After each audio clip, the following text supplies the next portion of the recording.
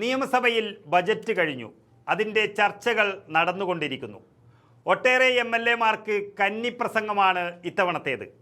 ആദ്യമായി സഭ കാണുന്ന MLA-മാർ പോലും അതിഗംഭീരമായ പ്രസംഗങ്ങളും ചർച്ചകളും കാഴ്ചവെക്കുന്ന ഒരു കാഴ്ചയാണ് ഇത്തവണ നമ്മൾ കണ്ടത്. അതിനർത്ഥം ജയിച്ചു വന്ന എല്ലാവരും വളരെ പ്രതിഭാധനരാണ് എന്നുള്ളതാണ്. പിഷാരടിയെപ്പോലെ ചിരിപ്പിച്ചും VS ജോയിയെപ്പോലെ ചിന്തിപ്പിച്ചും എല്ലാം സംസാരിച്ച ഒരുപാട് പുതിയ MLA-മാരെ നമ്മൾ കണ്ടു. അതിലേറെ തന്നെ അവരോടൊപ്പം തന്നെ നിൽക്കുന്ന മറ്റൊരു MLA-യാണ് കോഴിക്കോട് ജില്ലയിലെ കൊയിലാണ്ടിയിൽ നിന്നുള്ള അഡ്വക്കേറ്റ് K. പ്രവീൺ കുമാർ. കോഴിക്കോട് ജില്ല എന്ന കമ്മ്യൂണിസ്റ്റ് പാർട്ടിയുടെ കോട്ട കൊത്തളത്തെ UDF-ന്റെ കൈകളിലെത്തിച്ച നേതാവ്. അതിലുപരി പതിറ്റാണ്ടുകളോളം ഒരൊറ്റ സീറ്റ് പോലും ഇല്ലാത്ത കോഴിക്കോട്ടെ കോൺഗ്രസിനെ 5 സീറ്റിലേക്ക് ഉയർത്തിയെത്തിച്ച DCC അധ്യക്ഷൻ. അങ്ങനെയുള്ള പദവികളെല്ലാം പ്രവീൺ കുമാറിൻ്റെ കയ്യിലുണ്ട്. മന്ത്രിക്കസേരയിൽ എത്തേണ്ടുന്ന വ്യക്തിത്വമെന്ന് എല്ലാവരും പറഞ്ഞവർ. അതുകൊണ്ട് തന്നെ അദ്ദേഹത്തിൻ്റെ വാക്കുകൾക്ക് വലിയ പ്രാധാന്യം കൽപ്പിക്കുന്നുണ്ട് കോഴിക്കോട്ടെ ജനങ്ങളും കേരളത്തിലെ ഒട്ടുമിക്ക ജനങ്ങളും. നിയമസഭയിലെ കന്നി പ്രസംഗമായിരുന്നു ഇന്നലെ അദ്ദേഹം നടത്തിയത്. ബജറ്റ് കഴിഞ്ഞതോടെ കോഴിക്കോട്ടുകാർ ഇപ്പോൾ ഗൾഫിൽ ലോട്ടറി അടിച്ച ആളുകളെ പോലെയാണ് എന്നുള്ളതാണ് പ്രവീൺ കുമാർ ആദ്യമായി പറഞ്ഞത്. അതായത് ഗൾഫിൽ ലോട്ടറി അടിച്ചാൽ നമുക്കറിയാം കേരളത്തിലെ ലോട്ടറി പോലെയല്ല, അങ്ങുമിങ്ങും എത്താത്ത തരത്തിലല്ല. അത് ജീവിതം പൂർണ്ണമായും തലമുറകളോളം രക്ഷപ്പെടുന്ന ഒന്ന് തന്നെയാണ്. അതിനോടാണ് ഈ ബജറ്റിനെ പ്രവീൺ കുമാർ MLA ഉപമിച്ചിരിക്കുന്നത്. മാത്രമല്ല അങ്ങനെയുള്ള ഒരു ബജറ്റിനെ അനുകൂലിച്ച് സംസാരിക്കുന്നത് തന്നെ ഭാഗ്യമെന്ന നിലപാടിലാണ് പ്രവീൺ കുമാർ MLA എത്തിച്ചേർന്നിരിക്കുന്നത്. കയ്യിലുള്ള ചെറിയ സാമ്പത്തിക സ്ഥിതി കൊണ്ട് തന്നെ കേരളത്തെ മുഴുവൻ സമ്പുഷ്ടമാക്കാൻ കഴിയുന്ന ഒരു ബജറ്റാണ് മുഖ്യമന്ത്രി VD സതീശൻ അവതരിപ്പിച്ചത് എന്നുള്ളതാണ് അദ്ദേഹം പറഞ്ഞു വെക്കുന്നത്. ഇനി ഒരിക്കലും CPM ഭരണത്തിൽ തിരിച്ചു വരില്ല എന്നൊരു ഉറപ്പാണ് പ്രവീൺ കുമാർ തൻ്റെ പ്രസംഗത്തിൽ മുഴുവൻ പറഞ്ഞിരിക്കുന്നത്. അതായത് നമുക്കറിയാം കമ്പ്യൂട്ടർ വരുമ്പോഴും ട്രാക്ടർ വരുമ്പോഴും വിമാനത്താവളം വരുമ്പോഴുമൊക്കെ അതിനെയെല്ലാം എതിർത്ത CPM-കാർ അവസാനം ഇതെല്ലാം അംഗീകരിച്ച് ഇപ്പോൾ എത്തിയിരിക്കുകയാണ് എന്ന് മാത്രമല്ല അതിനെയെല്ലാം കാലഘട്ടത്തിൻ്റെ ആവശ്യം എന്നുള്ള വിളിപ്പേര് കൊടുത്ത് അങ്ങനെ വിളിച്ചുകൊണ്ട് നിത്യജീവിതത്തിൽ ഉപയോഗിച്ചു തുടങ്ങുകയും ചെയ്തിരിക്കുന്നു CPM-കാർ. ഇങ്ങനെ ഒരു സാഹചര്യത്തിൽ ഈ ബജറ്റിനെയും എതിർക്കാതെ അതും കാലഘട്ടത്തിൻ്റെ ആവശ്യമെന്ന് പറഞ്ഞ് സഖാക്കൾ ഇതിനെയും സ്വീകരിക്കണമെന്ന നല്ല അർത്ഥമുള്ള വാക്കുകൾ കൊണ്ട് ആവശ്യമുന്നയിച്ചു കൊണ്ടാണ് പ്രവീൺ കുമാർ തൻ്റെ കന്നി പ്രസംഗം അവസാനിപ്പിച്ചത്. ഏതായാലും തന്നെ ജയിപ്പിച്ച കൊയിലാണ്ടി മണ്ഡലത്തെ സ്വർഗതുല്യമാക്കുമെന്നൊരു സൂചന തന്നെയാണ് പ്രവീൺ കുമാറിൻ്റെ കന്നിപ്രസംഗത്തിൽ നമ്മൾ കേട്ടത്. ഏതായാലും ആ പ്രവീൺ കുമാർ MLA-യുടെ കന്നിപ്രസംഗത്തിലെ വാക്കുകൾ നമുക്കൊന്ന് കേട്ടു നോക്കാം. ഈ വിനീതനായ എൻ്റെ കന്നിപ്രസംഗമാണ് ഈ നിയമസഭയിലെ. എന്തെങ്കിലും പാളിച്ചകൾ പറ്റിയാൽ തിരുത്തി പുറത്തു തരണം. ഇങ്ങനൊരു അവസരം എനിക്ക് ലഭിക്കാൻ എന്നെ നിയമസഭ അംഗമാക്കുവാൻ എന്നെ സഹായിച്ച പാർട്ടി നേതൃത്വത്തിലുള്ള നന്ദി ഞാൻ ആദ്യമേ അറിയിക്കുകയാണ്. അതിലുപരിയായി കക്ഷി രാഷ്ട്രീയത്തിന് അതീതമായി എന്നെ വിജയിപ്പിച്ച കൊയിലാണ്ടിക്കാരോടുള്ള കടപ്പാട് ഇവിടെ രേഖപ്പെടുത്തുന്നു. ഈ പ്രസംഗത്തിലുള്ള എനിക്ക് ഇരട്ടി മധുരമെന്ന് പറയുന്നത് കേരളത്തിൻ്റെ പ്രഗത്ഭനായ മുഖ്യമന്ത്രി ശ്രീ VD സതീശൻ കേരളത്തിൻ്റെ മാറ്റത്തിനായി അവതരിപ്പിച്ച ബജറ്റിനെ അനുകൂലമായി സംസാരിക്കാൻ അവസരം ലഭിച്ചു എന്നുള്ളത് എൻ്റെ കന്നി പ്രസംഗത്തിൻ്റെ ഇരട്ടി മധുരം ഞാൻ കാണുകയാണ്. ഞാൻ ഈ ബജറ്റിനെ പൂർണ്ണമായി പിന്തുണയ്ക്കുന്നു സാർ. അടഞ്ഞ ഒരു കേരളത്തിൽ നിന്നും തുറന്നൊരു കേരളത്തിലേക്കുള്ള വാതിലായിട്ടാണ് ഞാൻ ഈ ബജറ്റിനെ കാണുന്നത്.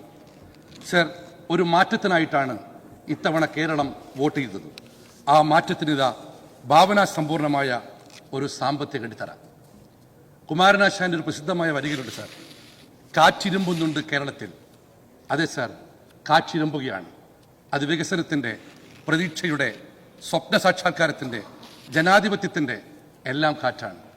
അതിലുപരിയായി ജൻസി മുതൽ വയോജനങ്ങളുടെ ജനങ്ങളെ ഉൾക്കൊള്ളുന്ന സമീപനത്തിനുള്ള കാറ്റാണ്. എന്തെല്ലാം പദ്ധതികളാണ് സർ പ്രഖ്യാപിച്ചത് കേരളത്തിന്. സത്യത്തിൽ നിന്ന് മലയാളിയുടെ മനസ്സ്, ഓരോ മലയാളിയുടെ മനസ്സിലും ദുബായിൽ നിന്നും ലോട്ടറി അടിച്ച പ്രതീതിയാണ്. ഞങ്ങൾ കോഴിക്കോട്ടുകാർക്ക് എന്തൊക്കെയാണ് സർ ലഭിച്ചത്? ലൈറ്റ് മെട്രോ കേരളത്തിന് ഒരുപാട് ലഭിച്ചു. ലൈറ്റ് മെട്രോ, മഹാനായ MT വാസുദേവൻ നായരുടെ പേരുള്ള സ്മാരകം, മലബാറിനായിട്ട് ഒരു ഫുട്ബോൾ സ്റ്റേഡിയം, അങ്ങനെ നിരവധിയായ പദ്ധതികൾ. മാത്രമല്ല കോഴിക്കോടിനെ ഒരു IT ഹബ്ബാക്കി മാറ്റാനുള്ള പ്രഖ്യാപനം ഇതെല്ലാം ഞങ്ങൾക്ക് ഒരുപാട് സന്തോഷം നൽകുന്നു. മുഖ്യമന്ത്രിയോടും സർക്കാരോടും നന്ദി പറയുന്നു. സർ, ഓരോ പദ്ധതി പ്രഖ്യാപിക്കുമ്പോഴും ഓരോ മാറ്റം വരുമ്പോഴും പ്രതിപക്ഷം പറയുന്നത് മുഖ്യമന്ത്രിക്ക് എന്ത് കിട്ടി, മന്ത്രിമാർക്ക് എന്ത് കിട്ടി, ഭരണകക്ഷിക്ക് എന്ത് കിട്ടിയെന്ന. ഇവരുടെ മനസ്സിൽ ഇപ്പോഴും കിട്ടലും വാങ്ങലും മാത്രമേ ഉള്ളൂ. ഭരണം മാറിയ കാര്യം അവർ അറിഞ്ഞിട്ടില്ല. എന്തൊരു പ്രതീക്ഷയോടെയാണ് സാർ കേരളത്തെ ജനങ്ങൾ കാണുന്നത്. പറഞ്ഞ വാക്കുകൾ പാലിക്കുകയും പാലിക്കുന്ന വാക്കുകൾ മാത്രം പറയുകയും ചെയ്യുന്ന വി.ഡി. സതീശൻ എന്ന മുഖ്യമന്ത്രി മലയാളി സമൂഹം കാണുന്നത് വിശ്വാസ്യതയുടെ പ്രതിരൂപമായിട്ടാണ് സാർ. അദ്ദേഹം അവതരിപ്പിച്ച ബജറ്റ് തകർന്നടിഞ്ഞു വീണ കേരളത്തിന്റെ സാമ്പത്തിക രംഗത്തെ പുനരുജ്ജീവിപ്പിക്കുന്ന ഔഷധമാണ് സാർ. ഇത്രയേറെ മലയാളികൾ ഒരുമിച്ചിരുന്ന് ഒരു ബജറ്റ് അവതരണവും ഇന്ന് വരെ കണ്ടിട്ടില്ല എന്നുള്ളതാണ് നമ്മൾക്ക് മനസ്സിലാക്കാൻ സാധിക്കുന്നത്. കേരളത്തിന്റെ ചരിത്രത്തിൽ തന്നെ അങ്ങനെ ഒന്നിച്ചിരുന്ന ആളുകൾ ഒരേ സമയം ബജറ്റ് അവതരണം കണ്ടത് ആദ്യമായിട്ടെന്നാണ് സാർ നമുക്ക് തോന്നുന്നത്. പിന്നെ എന്തെല്ലാം പദ്ധതികൾ? ഓപ്പറേഷൻ തൂഫാൻ, ബഹുമാന്യനായ രമേശ് ചെന്നിത്തല ആഭ്യന്തരമന്ത്രി ഓപ്പറേഷൻ തൂഫാൻ, വർത്തമാനകാല രക്ഷിതാക്കളുടെ മനസ്സിൽ കുളിർമയെക്കൊണ്ടാണ് ആ പദ്ധതി മുന്നോട്ട് പോകുന്നത്. സർ, ആശങ്കയുണ്ടായിരുന്നു വിദ്യാർത്ഥികളുടെ കുറിച്ച് രക്ഷിതാക്കൾക്കും മാതാപിതാക്കൾക്കും. ആ ആശങ്കയുണ്ടായിരുന്ന മാതാപിതാക്കളുടെ മനസ്സിൽ ഒരു രക്ഷകന്റെ റോളാണ് ഇന്നുള്ളത് ശ്രീ ആഭ്യന്തര രമേശിനെ കുറിച്ച്. കോഴിക്കോട് അദ്ദേഹം വന്നപ്പോൾ പ്രസിദ്ധനായ ഒരു വൈദികൻ പറഞ്ഞത് തിന്മയ്ക്കെതിരെ പോരാടാൻ വന്ന മാലാഖ എന്നാണ്. ഓപ്പറേഷൻ തൂഫാൻ അതിഗംഭീരമായി മുന്നോട്ട് പോകുന്നത്. അതുപോലെ തന്നെ വ്യവസായ രംഗം, PK കുഞ്ഞാലിക്കുട്ടി സാഹിബ് എന്ന പ്രഗത്ഭനായ വ്യവസായ മന്ത്രി ചാർജ് എടുത്തതോടുകൂടി കേരളത്തിനോട് തിരിഞ്ഞു നിന്ന വ്യവസായികൾ വീണ്ടും കേരളത്തിലേക്ക് വരാൻ സന്നദ്ധപ്പെട്ടിരിക്കുന്നു. ആരോഗ്യരംഗം, സർ, ബഹുമാനപ്പെട്ട ശ്രീ കെ മുരളീധരൻ മന്ത്രിയായ ശേഷം മരുന്നില്ലാത്ത ആശുപത്രിയിൽ മരുന്ന് കൊടുക്കുന്നു, ഡോക്ടർമാരുടെ അടുത്ത് ഡോക്ടർമാർക്ക് കൊടുക്കുന്നു. ഇവിടെ ബഹുമാനപ്പെട്ട എൻ്റെ സ്നേഹിതൻ അംഗം റിയാസ് പറഞ്ഞു അദ്ദേഹം എല്ലാ പ്രവർത്തനങ്ങൾക്കും പിന്തുണ കൊടുത്തു എന്ന്. സർ, എനിക്ക് മനസ്സിലാവുന്നില്ല. ഈ ആരോഗ്യരംഗത്തെ പുനരുജ്ജീവിപ്പിക്കാനുള്ള പ്രധാനപ്പെട്ട പദ്ധതിയാണ് അദ്ദേഹം ആരംഭിച്ച കായകൽപ്പം പദ്ധതി. അതിന്റെ സംസ്ഥാനതല ഉദ്ഘാടനം കോഴിക്കോട്ടായിരുന്നു. കോഴിക്കോട്ട് അങ്ങാടിയിൽ അങ്ങോട്ടും ഇങ്ങോട്ടും ടാറ്റയടിച്ചു പോയതല്ലാതെ ആ ഉദ്ഘാടനത്തിന് ക്ഷണിച്ചിട്ട് പോലും ബഹുമാനപ്പെട്ട റിയാസ് പങ്കെടുത്തിട്ടില്ല എന്നുള്ളത് വളരെ വേദനയോട് അറിയിക്കുകയാണ്. കോഴിക്കോട്ടെ മേയർ പോലും പരിപാടി വന്നു, പക്ഷെ അദ്ദേഹം വന്നില്ല. നിപ്പയ്ക്ക് പിന്തുണ കൊടുക്കുന്നു പറഞ്ഞു. നിപ്പയ്ക്ക് പിന്തുണ പറഞ്ഞു. പറയാ ഞാൻ പറഞ്ഞു. കന്നിപ്രസംഗല്ലേ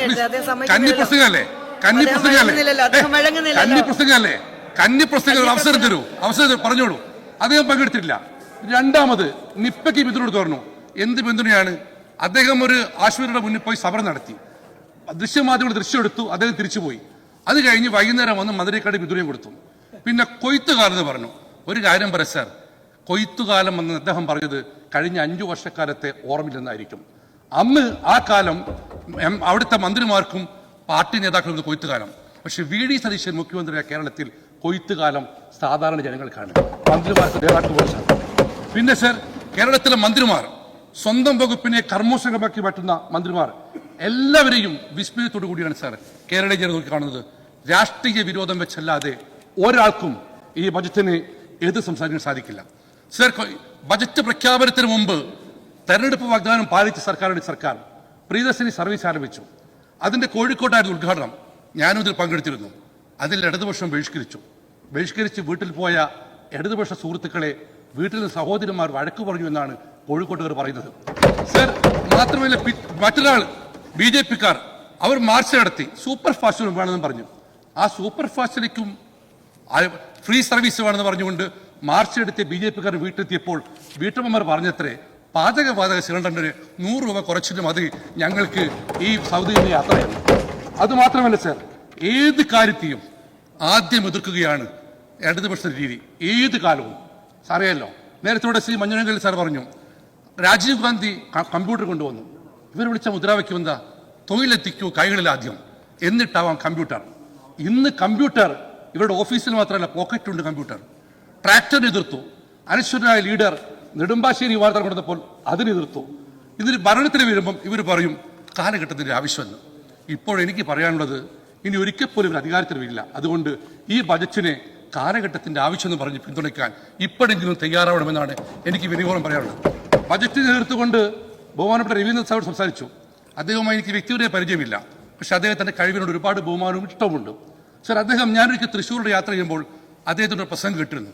അതൊരു വലിയൊരു ബ്ലോക്കിലാണ്. ഞാൻ ഇതിലെ ഗതാഗത കുരുക്കിൽ നിൽക്കുമ്പോഴാണ് അദ്ദേഹം ഇങ്ങനെ പറയുകയാണ് എന്തുകൊണ്ട് പൂച്ച പറക്കാത്തത് എന്തുകൊണ്ട്. അപ്പം ഞാൻ ആ പ്രസംഗം കിട്ടിങ്ങനെ പോയി ട്രാഫിക് ബ്ലോക്ക് കുറഞ്ഞപ്പം 12 മിനിറ്റ് കഴിഞ്ഞിട്ടും പൂച്ച പറക്കാത്തതിന്റെ കാരണം അദ്ദേഹം പറഞ്ഞിട്ടില്ല. അപ്പൊ അദ്ദേഹം എന്തൊക്കെയോട് പ്രസംഗിച്ചിട്ടുണ്ട്. അദ്ദേഹം നിലവിലുള്ള മനുഷ്യനാണ്. അത് നവലിബറലിസം, ഫാസിസം, ക്യാപിറ്റലിസം, പക്ഷെ അത് എന്താണ് ഉദ്ദേശിച്ചതെന്ന് അദ്ദേഹത്തിന് മനസ്സിലാക്കി അറിയില്ല. കേട്ട് ഞങ്ങൾക്ക് മനസ്സിലായില്ല. ചിലപ്പോൾ ഇവരെ കൊണ്ടുമായിരിക്കാം.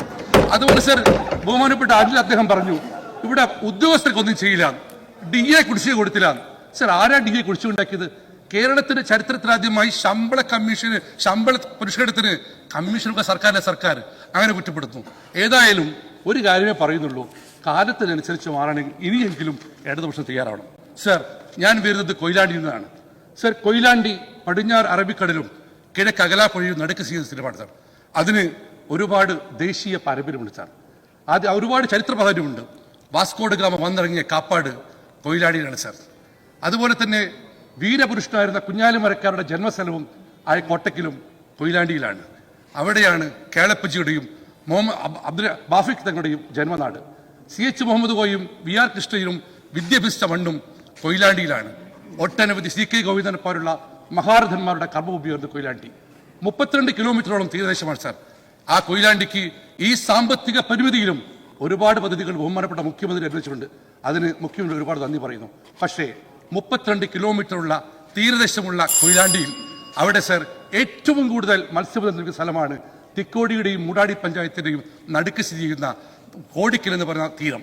ആ തീരത്ത് ഒരു മിനി ഫിഷിംഗ് ഹാർബർ തരണമെന്ന് മുഖ്യമന്ത്രി അഭ്യർത്ഥിച്ചുകൊണ്ട് അദ്ദേഹത്തിന്റെ മറുപടി പ്രസംഗത്തിൽ കടലോര മക്കൾക്കുള്ള ആശ്വാസമായി ആ മിനി ഫിഷിംഗ് ഹാർബർ അനുവദിക്കുന്ന പ്രതീക്ഷയോടുകൂടി ഈ ബജറ്റിനെ പരിപൂർണമായി പിന്തുണച്ചുകൊണ്ട് ഞാൻ എൻ്റെ പ്രസംഗം അവസാനിപ്പിക്കും സാർ. നമസ്കാരം.